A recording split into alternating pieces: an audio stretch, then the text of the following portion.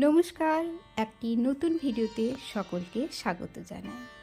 আজকের ভিডিওতে তোমাদের সাথে শেয়ার করব আমাদের জার্নি থেকে শুরু করে প্রকৃতির দৃশ্য দেখতে দেখতে বিভিন্ন সাইট ঘুরে হোটেল পৌঁছানো অবধি সমস্ত কিছু। আশা করি ভিডিওটি তোমাদের ভালো লাগবে। আমাদের জার্নি শুরু হয় দুর্গাপুরের মুচিপাড়া বাস স্ট্যান্ড থেকে। বাসের টাইম ছিল সন্ধে 7:35। এটা ছিল আমার প্রথম লং ডিস্টেন্স বাস জার্নি। শুধু আমার কেন, আমার হাজব্যান্ড ও রাজন্য তিনজনেরই স্লিপারে প্রথম বাস জার্নি ছিল এটাই। এতটা ডিস্টেন্সের মধ্যে বাস মাত্র দুবার হল্ট করে, একবার রাত্রি 10টা নাগাদ ডিনারের জন্য, তারপর একবার ভোরবেলা চায়ের জন্য। সারা রাত একদম ঘুম হয়নি, তাই সকাল হতেই যখন বাইরেটা দেখতে পেলাম যেন প্রাণ এলো। প্রকৃতির দৃশ্য দেখতে দেখতে আমরা পৌঁছে গেলাম শিলিগুড়ি বাস স্ট্যান্ড।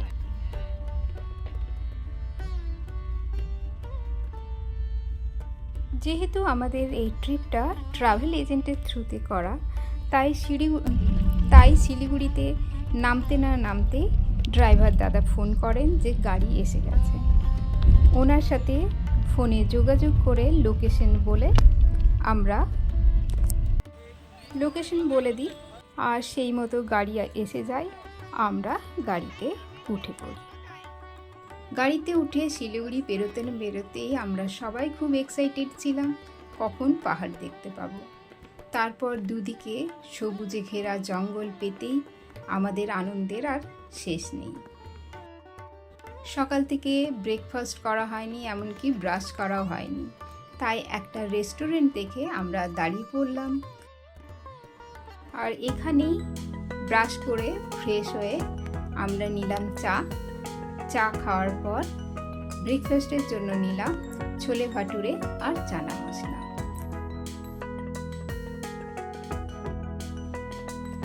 এখানের খাবারের টেস্ট ছিল খুবই ভালো, চাটাও দারুণ সুন্দর ছিল, সাথে ছোলে ভাটুরে চানা মশলা সেগুলোর টেস্টও ছিল ভীষণ ভালো। খাবারের দিক থেকে নো ডাউট ভালো খাবার ছিল। ব্রেকফাস্ট করে আবারও শুরু হলো আমাদের যাত্রা।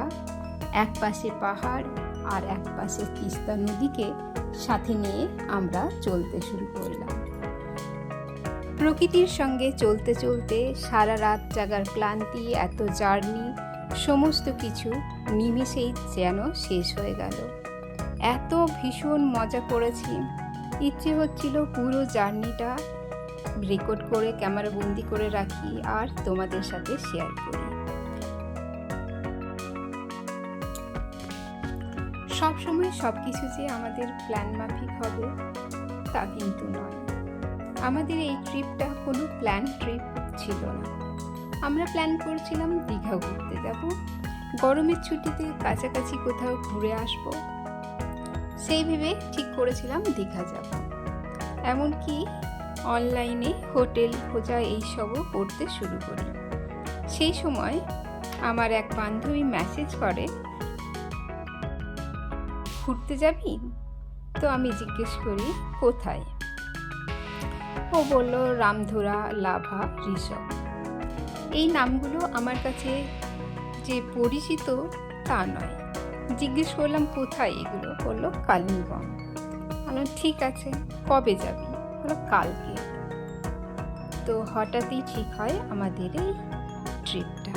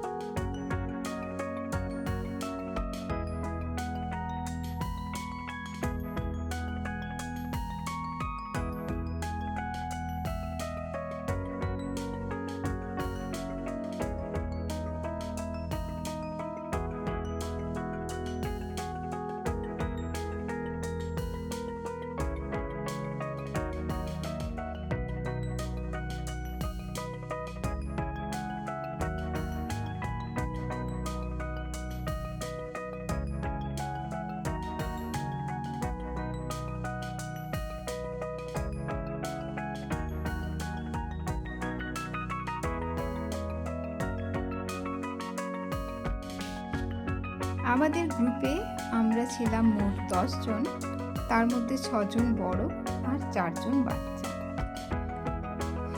তার মধ্যে আমার হাজব্যান্ড আর আমার ছেলে দুইজনই গাড়িতে বমি করে, তার উপরে পাহাড়ি রাস্তা। রাজন্য তো বাসে চেপে পড়েই একবার বমি করা হয়ে গেছে। তারপর বাস থেকে নেমে ওকে বমি না হওয়ার ওষুধ দিই, তাই কোনো রকমে এত দূর এসছে, তাও রাস্তায় মাঝে মাঝেই কষ্ট হচ্ছে। তাই গাড়ি এক জায়গায় সাইড করে আমরা আবার নামলাম। নেমে পরেই রাজন্য দেখতে পেল একটা কুকুর। এখানের কুকুরগুলো বেশ নাদুস নুদুস, দেখলেই বেশ ভালো লাগে। বাসে টিফিন পেয়েছিল, তার মধ্যে একটা কেক ছিল, সেই কেকটাই আবার কুকুরকে খাওয়ালো। তারপর জল টল খেয়ে চিপস কিনে আবার গাড়িতে উঠে পড়ল।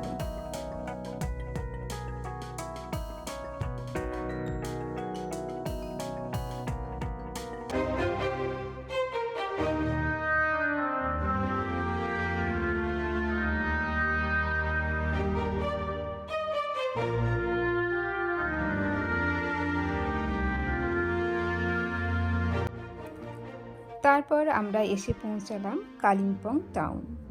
আর এখানে গাড়ির এত ট্রাফিক জ্যাম যে এখানে প্রায় সময় লাগলো 1 ঘন্টা এই জ্যাম কেটে বেরোতে। তারপর আমাদের প্রথম স্পট হলো ডেলো পার্ক। এখানের এন্ট্রি ফি 20 টাকা। সবাই মিলে টিকিট কেটে ভেতরে এলাম। পার্কটি ভীষণ সুন্দর।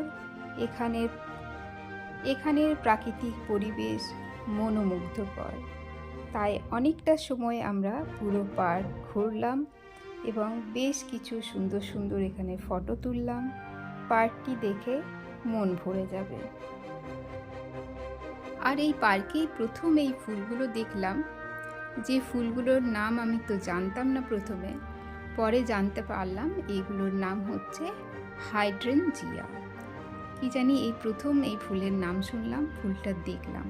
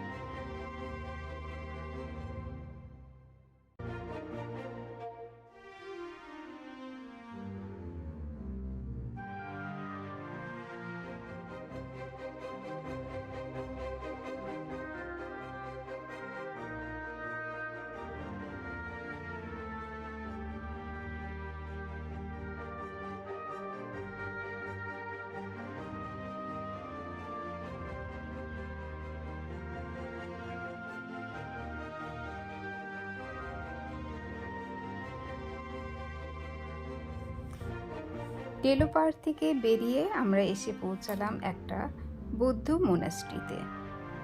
এই মোনাস্ট্রিটি ছোট হলেও এখানকার কারুকার্য, বৌদ্ধ মন্দির ভীষণ সুন্দর। এখানেও কিছুটা সময় কাটিয়ে আমরা আবার চললাম। রাস্তাতেই ছিল রামধুরা ভিউ পয়েন্ট। সেখানে আর নামলাম না, কারণ মেঘের অবস্থা যা ছিল, মেঘের জন্য ভিউ পয়েন্ট থেকে সুন্দর ভিউ তো পাওয়া গেল না, চারদিকে শুধু মেঘ আর মেঘ। তাই রামধুরা ভিউ পয়েন্টে আর নামলাম না। তারপর গেলাম সোজা আমাদের হোমস্টেতে। এর মাঝে আরেকটি স্পট ছিল, সেটি হলো হনুমানজির মন্দির। সবাই এতটাই ক্লান্ত ছিল তাই আর সেখানেও নামলো না, কারণ অনেকটা সিঁড়ি বেয়ে উঠতে হয় হনুমানজির মন্দিরে। তো আবার তাই সোজা চলে এলাম আমাদের হোমস্টেতে। আজকের ভিডিও এই অবধি, বাকি আবার পরে তোমাদের সাথে শেয়ার করব। Thank you.